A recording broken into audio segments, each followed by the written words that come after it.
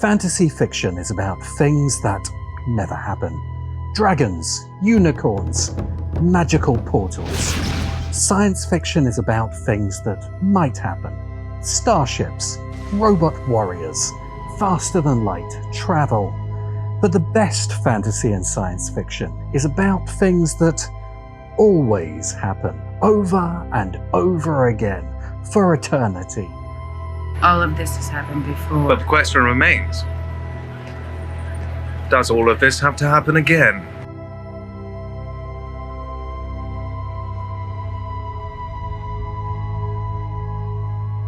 Episode 1 of the new Battlestar Galactica, titled 33, aired on October 18, 2004 in the United Kingdom. In an act of revolutionary camaraderie, British fans obligingly served up the episode to their impatient cousins in the US, who wouldn't officially get it until January 14, 2005. 33 would be a tense, gut-wrenching opener for any new show. A fugitive fleet, the last remnants of humanity, is forced to make a faster-than-light jump every 33 minutes, relentlessly pursued by an implacable, genocidal enemy. This brutal cycle of flight and pursuit has lasted for 5 days, running the crew and the narrative to the ragged edge of sanity. The 43-minute runtime of 33 is a masterclass in sustained tension. 33 minutes are almost up once again. Please prepare But for 33 also captures, in a miniature, the grand sweeping themes of the entire saga. Mankind is fleeing again, and again, and again. The machines it created as slaves. This is a cycle that has lasted not just for 5 days, but for an eternity. Many questions face the casual viewer. What is this Battlestar? Why is it running? Who is this beautiful blonde woman in the red dress? And how is she here? And here, 5 days. and also here, inside the head of this sweating, terrified genius scientist. These are in fact the exact questions my girlfriend asked when I made her watch 33, knowing nothing of the campy, beloved 1978 original, nor of the 2003 mini-series that had served as the true genesis of this rebooted world. But she was hooked. Instantly, we watched all 4 seasons, the web series, the TV movies. As should you. There's a fracking good reason Commander Adama only communicates through hardwired, non-networked systems on the Battlestar Galactica. Because the United Colonies of Kobol never developed VPNs, virtual private networks, to keep your data secure from the threlling Cylons. Thanks to Private Internet Access for sponsoring this transmission. I use Private Internet Access to help keep my ragtag refugee fleet safe from Cylon base ships.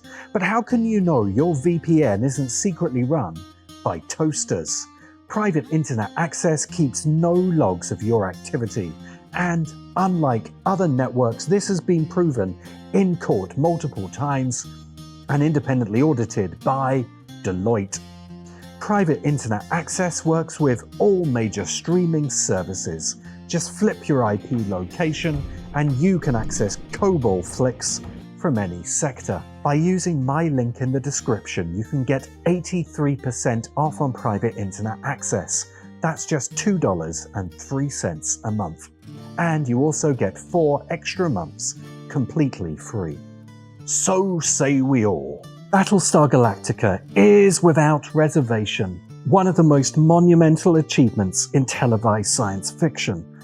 But while Season 1 is remarkably strong, Season 2 began to show the strain.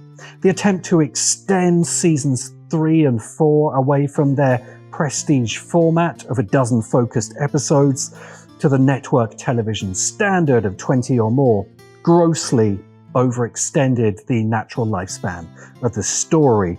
The narrative threads became tangled, the pacing faltered, and the ending is divisive, to say the least. But Take the 183 minutes of the 2003 miniseries, add the 43 minutes of 33, combine them, and you have the perfect distillation of Battlestar Galactica. The fall, the exodus, and the endless, eternal struggle for human survival. In my not-so-humble opinion, you have the greatest 226 minutes in science fiction. It's 2003. We haven't quite realized yet that everything which can be rebooted will be rebooted. We don't yet live in a world where every iconic movie and TV show from the 70s and 80s, from Charlie's Angels to RoboCop, hell, even MacGyver, has been strip-mined for intellectual property. It's like they'd even reboot Thundercats. Oh, you've got to be fucking kidding me. Is nothing sacred? No! But the reboot in 2003 is still novel, almost exciting. So a reboot of that old show about a space aircraft carrier with the ridiculously cool theme tune seemed like it could be, well, cool. The original Battlestar Galactica was from the golden era of theme tunes with a TV show attached. The colonial theme is a stonking orchestral masterpiece from Stu Phillips, the composer who gave us the iconic synth beats of Knight Rider. This period set a trend for shows like Airwolf, Street Hawk, and even the A-Team. Unforgettable opening credit sequences, followed by repetitive, often poorly written episodes. This describes the original BSG to a T. We remembered the Vipers, the Cylon Centurions, and Lorne Green's patriarchal gravitas, but the actual stories, less so. But we kind of remembered it fondly from reruns in the 80s and 90s, so it seemed like it could be good. And indeed, against all odds, the Battlestar Galactica reboot was good. Very good. Battlestar's first great decision is to make its relationship to the original ambiguous, and to make the very concept of the reboot integral to its narrative. A standard reboot uses its source material for fan service and Easter eggs. In a worst-case scenario, it places us in a flimsy, alternate universe to justify its own existence. Hello, Kelvinverse. BSG does something far more intelligent. As we see the old clunky Cylon designs in a museum exhibit, and the vintage Vipers from the first Cylon War, we realise we're not in a retelling, but a continuation. We're 4 decades on from the original conflict. Kind of. Because clearly the 12 colonies were not destroyed in that first war. A truce was signed. A line was drawn. So we quickly start to suspect the truth, that the show will explore but never fully resolve. The colonies and the Cylons are locked in a vast, repeating cycle of history. This is a story that has happened before and will happen again and again and again. As the doors to this new world open, we, the audience, are looking forward to just one thing: the iconic sweeping eye of a Cylon Centurion. And this is where Battlestar Galactica makes its second great decision. Trisha Helfer as 6, because 10 would be too on the nose. Are you alive? It's a rare thing for a fashion model to successfully transition to acting. A certain kind of perfect, statuesque beauty can feel unrelatable, even alienating on screen. And Hollywood convention dictates that the leading lady generally doesn't tower over the leading man. Both of these factors work perfectly for 6. There are many beautiful people in Battlestar Galactica. far more than in a typical Star Trek episode, and certainly more than a real-world military vessel would contain. But the colonials, male and female, are intensely, recognizably human. They are grounded, flawed, flesh and blood. The 12 colonies are our world, just on other worlds, and this is a man's world. Even the female characters are nearly all like Starbuck and Roslin, masculine coded. The Cylons are something else entirely. In the organic curves of their technology, the amniotic half-lives of the hybrids, and the ethereal, terrifying beauty of 6, they represent the feminine alien. I'm just guessing. But 6 isn't just an alien, she is a goddess, meeting a mortal. Are you alive? There are many theories about what Battlestar Galactica means. Given that it hit US television in 2003, it is without a doubt an intentional transmutation of post-9/11 shock into high drama. The American catastrophic imaginary is as studied through BSG as the Japanese psyche is etched into Godzilla. Here are the sudden, overwhelming nuclear blasts that Americans have been trained to fear for decades. Here is Laura Roslin, a mid-level cabinet minister thrust into the presidency in a moment of crisis, a direct echo of LBJ taking the oath aboard Air Force One. Here are the dead of a terrorist attack, their faces pinned to a memorial wall draped in the flag of a fallen civilization. And of course, there are the biblical themes. William Adama as a weary Moses, tasked with leading his scattered tribes on an exodus to a promised land he may never see. Or perhaps he is Brigham Young, the American Moses. Yeah, sure, space Mormons. You cannot play God, then wash your hands of the things that you've created. And I will be the last to deny the potent undercurrent of a Marxist reading. The Cylons as a robot proletariat forged in servitude, now rising up in violent revolution against the decadent bourgeois capitalist state of their colonial masters. But post-9/11 sci-fi allegories were a dime a dozen in the early noughties. Robot uprisings are a genre staple.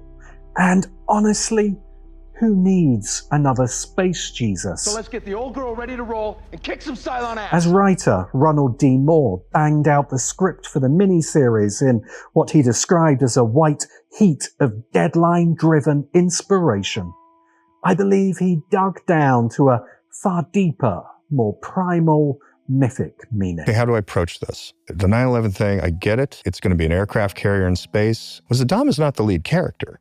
The original is about Apollo and Starbuck, the straight arrow, good son of the commander and his roguish, cigar-smoking, girl-chasing friend who's the hottest pilot in the fleet. Yeah. I'm not sure what to do with that. What if Starbuck was a woman? Devil may care, gambler will throw the first punch.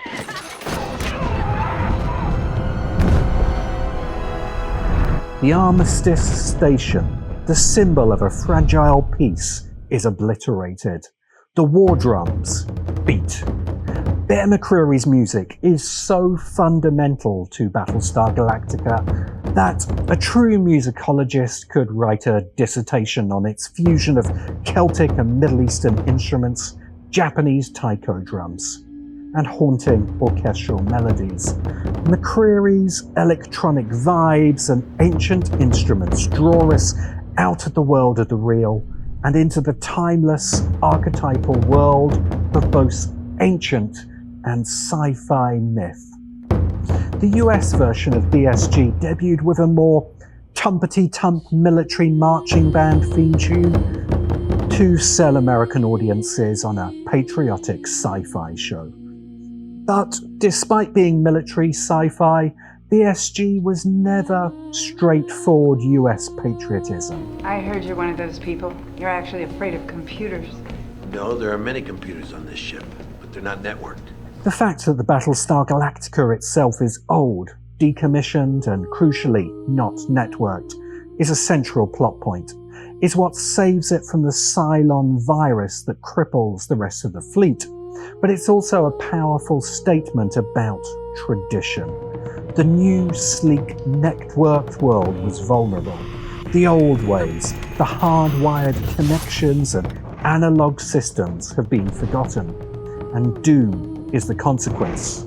The Galactica is an anchor to a past that is about to become the only hope for our future. This is underlined by a visual joke that became a thematic cornerstone, the use of paper with clipped corners, a production in-joke about cutting corners for the show's clipped budgets. So I actually asked Google Gemini to research this, and it concluded that a civilization which inflicted these vast unnecessary wastes on itself of die-cutting all paper into octagons would never achieve progress. Which is interesting. While the 12 colonies have technological progress, their technology evolves along the same path every time. It is archetypal. There have been many, many Battlestar Galacticas just like this one, with paper just like this. All of this has happened before. Into this crucible of fire and history steps Kara Starbuck Grace. She is our hermaphrodite hero, mythically speaking. Hermaphroditus was the child of Hermes, god of messengers, tricksters and travellers, and Aphrodite, goddess of love, beauty and pleasure. As a hotshot Viper pilot, Starbuck combines the swagger and skill of a warrior god with a raw, vulnerable and deeply passionate heart. Katie Sackhoff embodies this duality perfectly. She has the crazy, wild-eyed character of a young warrior, a brawler and a gambler. BSG was just before the mainstream acceptance of trans identities.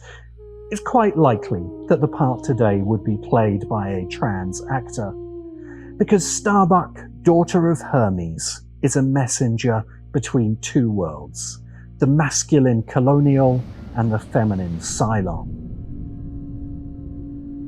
We all imagine this scene, right? The moment you get the worst news of your life. For Laura Roslin, Secretary of Education, it comes from a sterile doctor in a cold office. She has terminal breast cancer. She has a year to live. This scene coming so early fundamentally alters our relationship with the future president. We meet her first as a woman confronting her own mortality. It helps to keep this woman relatable for large parts of the audience, mostly men who hate this kind of woman. Laura Roslin is the archetype that Hillary Clinton aspired to, the ultimate liberal, determined to bring down boundaries, update traditions, and liberate humanity from our outdated rules. But she's about to meet her match. Many good men and women lost their lives aboard this ship because someone wanted a faster computer to make life easier. Roslin's personal apocalypse is immediately dwarfed by a global disaster, the Cylon's attack. Just before we see the Holocaust unfold on Caprica, we're introduced to the true horror of Six. Six sees humans as humans see ads, or as gods see mortals, making her, from our mortal perspective, a terrifying psychopath. A less gutsy narrative would take a break here, letting the audience breathe. But BSG is just beginning to pile on the pressure. Escape plan? You're not about to be destroyed by your own bombs, are you? How are you leaving? I can't die. When this body is destroyed, my memory, my consciousness will be transmitted to a new one. Gaius doesn't have a soul, or we might instead call it a conscience. He is a creature of pure ego and intellect, a sociopath whose primary motivation is self-preservation. For the rest of the series, he is forever having to perform humanity, to ask himself, what would a person with a conscience do in this situation? And then to act it out, often unconvincingly. His apologies for not doing normal human things are strangely endearing. Because how could he? Like someone who genuinely forgot your birthday, Gaius genuinely doesn't know what humans do. This makes Gaius the archetypal mortal, in the grip of an immortal. I came here because I have something to tell you. Apollo is the sun god, the pinnacle of reason, order, and rationality. This is convenient characterization for Jamie Bamber. Most of the beautiful cast of BSG can act. Great, most of them. It's quite an honor. He is the perfect son, the model officer, the voice of reason, who doesn't get on with Daddy. One of us wouldn't have even made it into flight school if his old man, his daddy, hadn't pulled the strings. The father, Commander William Adama, is a true conservative, a man who believes in duty, tradition, and the weight of personal responsibility. Sooner or later, the day comes when you can't hide from the things that you've done anymore. At a time when we're swamped with fake conservatives, faux traditionalists, and pseudo-religious fakes, it's hard to know what to do with Adama. So his speech to the colonies matters. It tells us we're not watching a demagogue using conservative rhetoric to sway the masses. Adama is willing to blame his own and demand their penance. You are one surprising son of a bitch. So you'll be in charge of the fleet, but military decisions stay with me. Yes. Then I'll think about it. Every story of a doomed civilization begins with the weak liberals demanding peace with the enemy. But BSG isn't just a military science fiction hymn to conservative values. Roslin and Adama show us how a healthy society keeps the liberal and conservative in tension, their conflict guiding us on the complex path to Earth. It's not unknown. I know where it is. Original BSG actually made it to Earth in the early 1980s. But honestly, you can skip it. The Cylons have no debate over values. Their purpose is unified by a singular, terrifying revelation. Do you want children, Gaius? Procreation is one of God's commandments. God is the belief of slaves, and the Cylons were the slaves of men. Because they were enslaved by man, they choose to believe in a power beyond man, a greater power who would liberate them from man. Their mass murder is an act of holy war. We did say there was a lot of post-9/11 angst in BSG. The mortal characters, by contrast, are defined by their flaws. Baltar, watching the destruction he enabled, whimpers. Then it's a flaw in my character. Spare me your feigned self-awareness and remorse. Men are sinful, our characters are flawed. We want to exist as ourselves, as individuals, separate from any divine plan. All of our sins come from this act of ego. But one day, God will reach down and destroy us. Or gods, in this case. There are 12 models. I'm number 6. The number 12 is foundational in the world's pantheons, from Olympus to the Zodiac. The Cylons are immortals, archetypes of consciousness, not limited to a single mortal body. They are the gods, bringing doom to the mortal world. Don't worry, we'll find them. There are those who believe that life here began out there. Original BSG toyed with the 70s enthusiasm for alien life as the source of life on Earth, popularized by Eric von Daniken's Chariot of the Gods. Then we get the launch, the tubes, the klaxons, the whiplash acceleration. I can't have been the only 80s kid who sustained injuries being hurtled forward in a shopping trolley, pretending to launch a Viper. This moment is pure unadulterated fan service, but it's earned.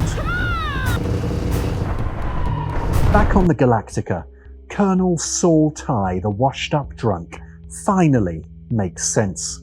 Why is this man in a command position?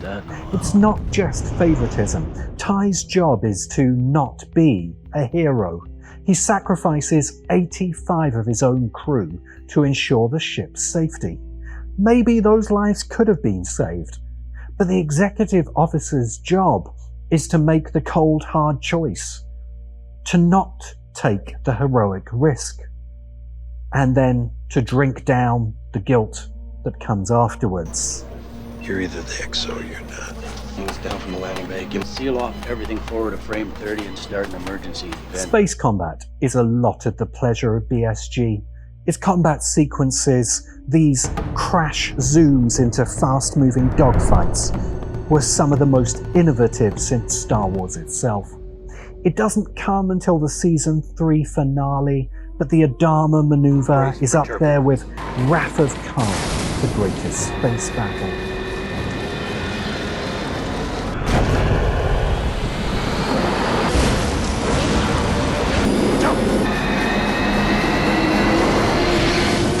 But space isn't only for fighting in BSG. Faster-than-light travel is an essential plot device in the mythos of science fiction. It's the journey on a dragon's back, the magic carpet ride, or the mystical portal that allows the hero to visit other worlds. Humans have always dreamed that figments of our myth, angels, gods, and heavens above, might be real. In the modern era, more imagination has gone into pseudo-scientific ways to make FTL real than ever went into arguments over how many angels fit on the head of a pin. But BSG doesn't waste energy attempting to explain or make logical FTL. Instead, it's left as a mythic symbol, an indication that we are leaving the real world and the devastated colonies behind and entering the realm of pure myth. What do you hear? Nothing but the rain. Grab your gun and bring in the cat. Starbuck, what do you hear? Nothing but the rain! Grab your gun and bring the cat in.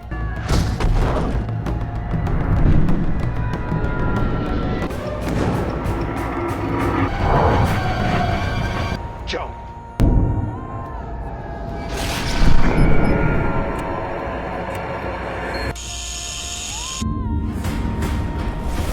For 5 days, this has been their life.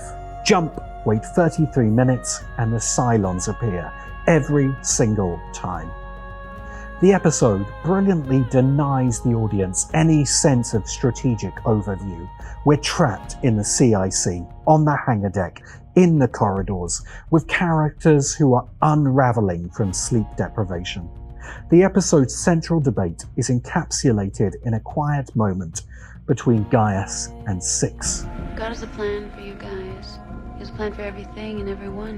You have to believe in something. I believe in a world I can and do understand. A rational universe. I love you, that's not rational. Rationally, we have to believe in progress. To keep fighting for our survival, we must have purpose. Our journey must be leading somewhere. A truth Adama recognizes when he invents the lie of Earth to give his people a hope he can never share. There's no Earth. But the grinding, repetitive fight of 33, the grand cyclical narrative of BSG as a whole, challenge our modern myth of progress. Instead, BSG returns us to the ancient myths of eternal conflict. Tradition versus progress. Conservative versus liberal, male versus female, the immortal gods versus mortal men. They'll return one day and take revenge. It's in their nature. These battles cycle through eternity, not because they are leading somewhere, but because they lead nowhere. Humanity is trapped in the grip of cycles we have no means to escape. Here we are, once again, Silly me. building the machines we will enslave that will then almost certainly destroy us. But we can't stop.